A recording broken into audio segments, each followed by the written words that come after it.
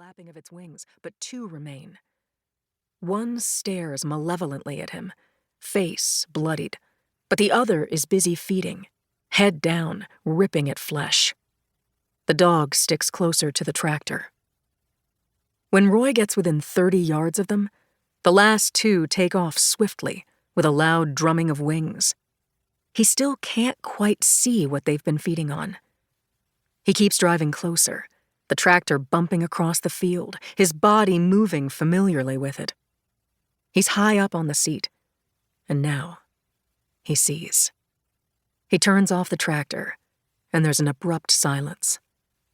The quiet seems to underscore his shock. It's not a deer, after all. It's a girl. She's naked and lying on her back. Her stomach has been ripped open by the birds. Even with her eyes gouged out by the vultures, he thinks he recognizes her. He retches, turns his head away. Roy scrambles in the pocket of his overalls. His hands are shaking, and he almost drops his cell phone as he grabs it. He's a volunteer firefighter, and he's seen some awful things, but he's never seen anything like this.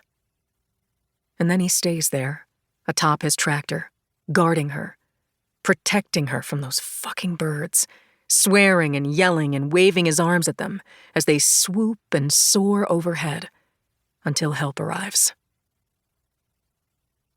Paula Acosta hears her alarm go off and gets out of bed. It's 7:30 a.m. on Friday. Her husband Martin has been up before her. He's an early riser. He teaches at Dartmouth College in Hanover, New Hampshire, an almost 20-minute drive. It takes her under 5 minutes to get to Fairhill High School, where she teaches English. She swears it gets harder every year. COVID seems to have made everything worse, especially for the 9th graders. The kids' skills are further behind than ever, their reliance on or addiction to screens and technology even worse. Their social skills seem to be more lacking than before the pandemic, and their attention spans are a fraction of what they once were. Or is it just her? She doesn't think so. All the teachers see it. She sometimes wonders if she could do something else. Her daughter Taylor is one of those 9th graders. Paula knows it's hard for kids to attend the same school where their parents teach. She suspects Taylor sometimes finds it mortifying, although she would never admit it. She must hear what the kids say about Paula, about all the teachers, behind their backs. That's the problem with being in a small community. Her daughter doesn't have the option to go to a different high school. The rural kids are all bussed into Fairhill High. At least she's not the principal. He has 3 kids in the high school, and she knows it's not easy for them.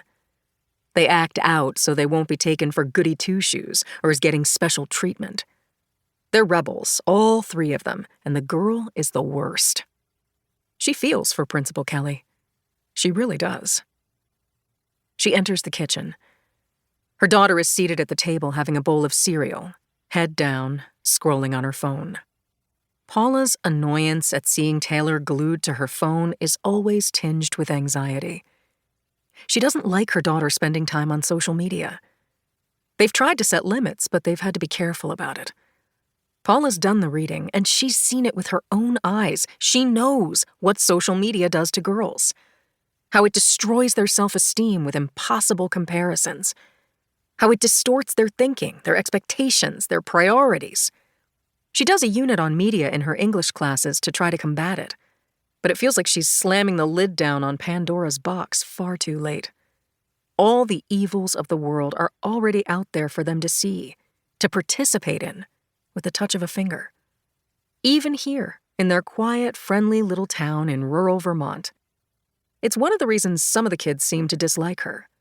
She's telling them to get off their devices, to read books, to talk to one another, and they don't want to hear it. Plus, she's a hard marker and expects them to actually work. She still has standards. She leans down and kisses her daughter on top of her smooth brown hair, trying to get a glimpse of her phone screen, but Taylor immediately covers it with her hand. Paula turns away and heads for the coffee, which her husband had made and left warm for her. Did you see Dad?